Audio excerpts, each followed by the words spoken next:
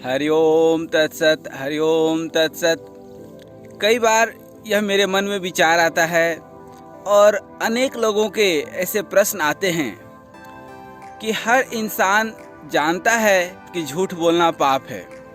हर इंसान जानता है कि नशा व्यसन करना हमारे स्वास्थ्य के लिए बेहतर नहीं है।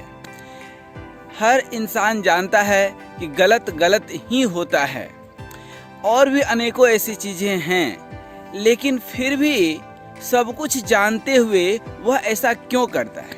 पहली चीज़। दूसरी चीज़ कि परिवार, समाज या देश में सबके विचार अपने अलग अलग हैं, फिर सामंजस्य क्यों नहीं बैठ पाता है? इसको बोलते हैं कलयुग। हर जगह कलह क्यों है? हमने काफ़ी अध्ययन किया और विचार किया। होता कुछ ऐसा है कि हम चाहते तो जरूर हैं, लेकिन यह संसार हमारे चाहने से और हमारे इच्छाओं से नहीं चलता है, यह संस्कार से चलता है।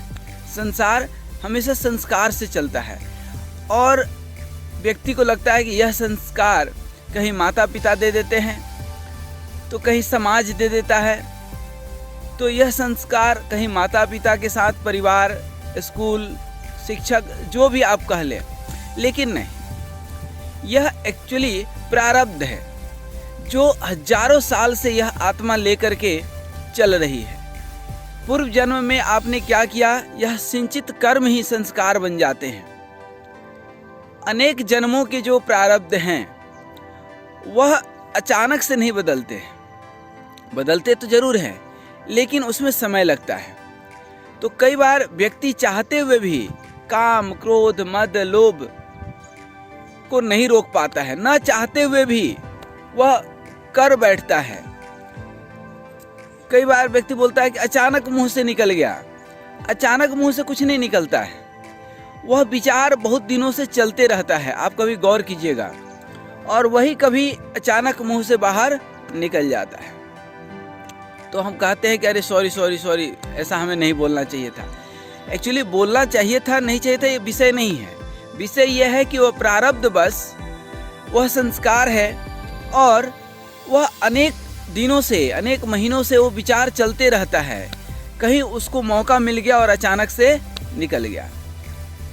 आप देखिए, जीवन में सुख और दुख किसी अभाव प्रभाव से नहीं है, वह सिर्फ और सिर्फ स्वभाव से है।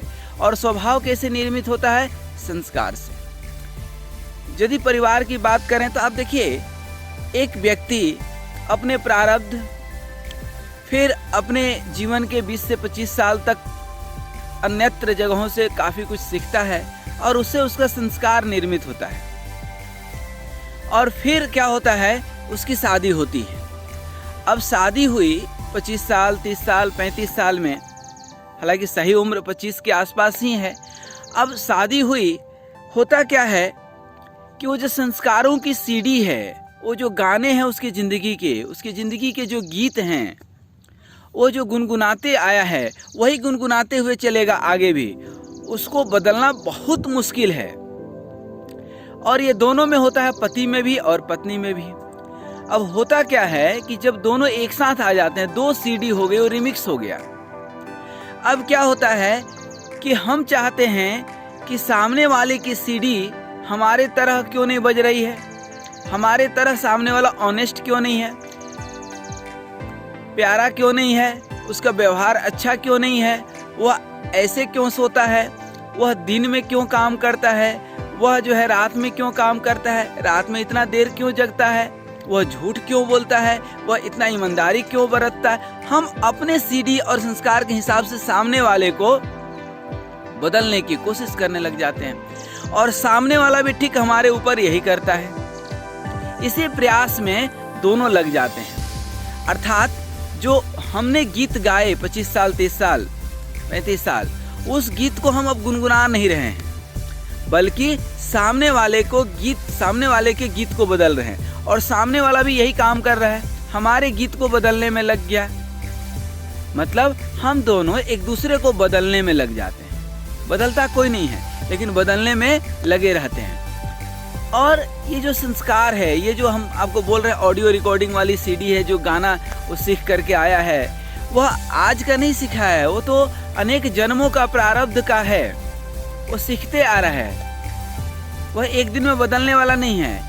होना तो ये चाहिए था कि ये भी अपना गाना गुनगुनाएं, वो भी अपना गाना गुनगुनाएं। कभी उनके गाना गुनगुनाने पे हम मजे लें, कभी हम गुनगुनाएं तो वो मजे लें।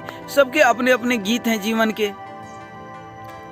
दोनों गाइए और गुनगुनाइए और मस्त रहिए। लेकिन ऐसा नहीं होता है। हम तो चाहते हैं कि हमारे गीत की तरह उसका गीत क्यों नहीं बज रहा है, हमारे तरह वो सामने वाला क्यों नहीं बिहेव कर रहा है। यदि हम झूठ बोल रहे हैं तो वो क्यों नहीं झूठ बोल रही है, या हम यदि सच है तो वो क्यों नहीं सच है। यदि हम सुबह 5 बजे जग जाते हैं तो वो सुबह 5 बजे क्यों नहीं जगता है। अनेक हम घर के खाना पीना सब काम करते हैं तो वो क्यों नहीं करता है। हम तो सामने वाले को बदलने में लग जाते हैं, खुद नहीं बदलते। जबकि जीवन में कई बार तो बदला लेने के लिए भी लोग न जाने जी तोड़ कोशिश करते हैं, लेकिन बदलाव लाने के लिए नहीं करते। बदलाव लाने के लिए कोशिश करते, जीवन में बदला लेना महत्वपूर्ण नहीं है, लेकिन स्वयं में बदलाव लाना बहुत महत्वपूर्ण है। तो क्या होता है कि पति पत्नी भी वो गीत जो उन्होंने, जो संस्कारों के गीत है, अनेक जन्मों के प्रारब्ध जो हैं, वो गुनगुनाने लगते हैं। और इसी गुनगुनाने में एक दूसरे को बदलने के कोशिश में एक तीसरा सीढ़ी आ जाता है, चौथा आ जाता है। अच्छा, हर माँ बाप चाहते हैं कि वो जो तीसरा सीढ़ी आया, अर्थात जो बच्चा आया, वो हम पूरी तरह से ब्लैंक हो। चौथा जो सीडी आया वो भी पूरी तरह से ब्लैंक हो, जो पेन ड्राइव मिला वो पूरी ब्लैंक हो, और हम अपने गाने भर दें। पिता चाहता है कि हम अपने संस्कार, हम जैसा चाहते हैं वैसा जो है ये भी गीत गाए। माता चाहती है कि हमारे तरह से पूरी तरह से चले। हम ये भूल जाते हैं कि वह तो संसारिक आप माता पिता हैं। वह जो आत्मा है, वो जो बच्चा है, वह अनेक जन्मों का प्रारब्ध लेकर के आया, अनेक जन्मों का संस्कार उसके अंदर छिपा बैठा है। वह अपने हिसाब से चलेगा, आपके हिसाब से नहीं चलेगा। फिर हम दुखित होते हैं कि अरे ये तो मेरा सुनता नहीं है। अरे भाई क्यों सुनेगा? क्योंकि वो जिस तरह से आपके अपने संस्कार हैं, उस तरह से उसके अपने संस्कार हैं। आप तो संसारिक माता पिता हैं, आप अपना पुनीत कर्तव्य कीजिए। आप सोचेंगे कि उसको हम बदल दें? नहीं। यदि ऐसा होता तो किसी भी माता पिता के, जो रावण भी था ना, रावण भी, जो राक्षस भी, जो दुष्ट भी है, वह भी चाहता है कि हमारा पुत्र राम समान हो। ऐसा कौन चाहेगा कि हमारा पुत्र रावण के जैसा? कोई नहीं चाहता है। हर चाहता है कि राम की तरह आज्ञाकारी पुत्र हो। लेकिन ऐसा होता तो नहीं है ना, ऐसा समाज में होता नहीं है। अच्छे लोगों के कई बुरे बच्चे हो जाते हैं और बुरों के अच्छे हो जाते हैं। हिरण्यकश्यप के जो है प्रहलाद हो गए कि नहीं? तो कहने का मतलब यह है कि आपके करने से, आप अपना पुनीत कर्तव्य करना है कीजिए, लेकिन उसको बदलने में मत लग जाइए। परिवार में, अनेकों परिवार में कलह सिर्फ इस बात से है कि हम न उसके गाने का आनंद ले रहे हैं, न हमारे गाने का वो आनंद ले रहा है। हम दोनों एक दूसरे के गाने को बदलने में लगे हुए हैं।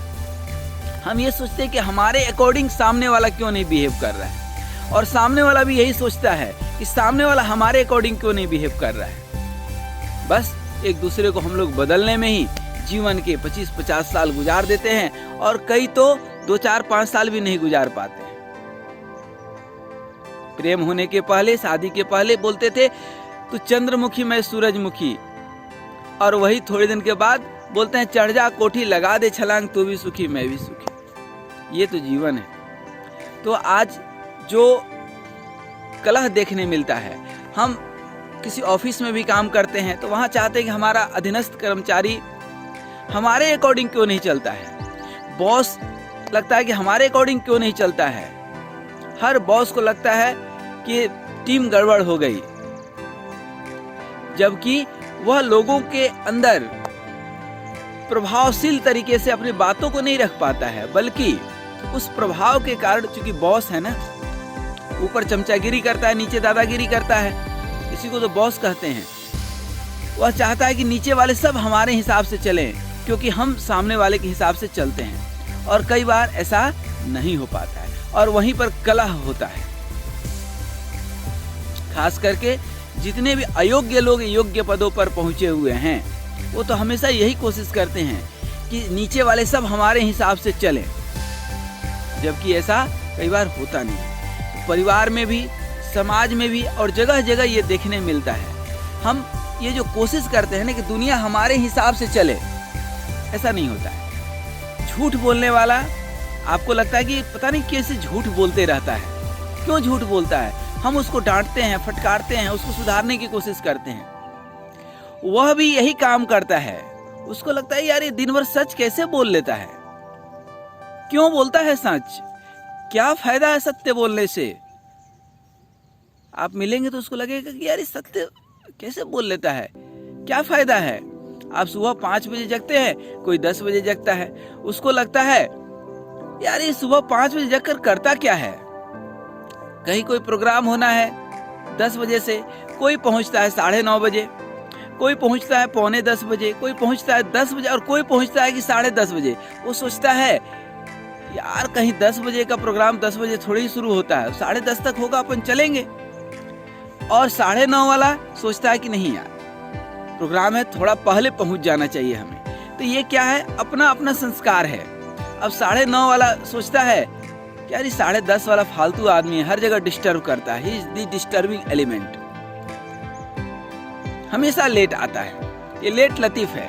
और 10:30 वाला सोचता है कि 9:30 वाला जो आया कितना फुर्सत में, घर में कोई काम नहीं है क्या, घर वाले भगा देते हैं क्या, इतना देर तो कोई काम कर लिए रहते। तो अब आप किसकी किसकी सोच बदलेंगे। समाज में अनेक लोग हैं, खुद हमें बोलते हैं पांडे जी आपको इतना फुर्सत कहाँ से मिल जाता है। अरे भाई जीवन में जो नहीं है उसका गम, जो है नहीं किसी से कम। ये समय कम है क्या, बहुत समय मिलता है, पर्याप्त समय मिलता है। जो बोलते हैं समय नहीं मिलता है, उनसे पूछ लो दुनिया में आज तक किसी को 24 घंटा से ज्यादा मिला क्या। तो जीवन का आनंद लेने के लिए समय की कमी नहीं है, कमी है इसकी बुद्धि की कमी है। कई सारी चीजें हम लोग तन के स्तर पर सोचते हैं, थोड़ा सा किताब ज्ञान पढ़ लेते हैं तो मन के स्तर पर पढ़ते हैं, मन के स्तर पर सोचते हैं, बुद्धि के स्तर तक बहुत कम लोग पहुंच पाते हैं। और आत्मा तो बहुत दूर की बात है, और फिर परमात्मा की क्या बात करें। गीता में श्री कृष्ण भगवान खुद ही कहते हैं कि हजारों में से कोई एक तन से मन के स्तर पर उतरता है, उन हजारों में से कोई मन से बुद्धि के स्तर पर उतरता है, और उन हजारों में से कोई बुद्धि से आत्मा के स्तर पर उतरता है, और उन हजारों में से कोई आत्मा से परमात्मा तक पहुंचता है। तो आप इस हजारों की गणित आप जो है सोच लीजिए कितनी संख्या कम है। इसलिए कुल कहने का मतलब है कि जीवन का आनंद लीजिए, जो जैसा है उसको वैसा रहने दीजिए, उसको बदलने की बिल्कुल कोशिश मत कीजिए।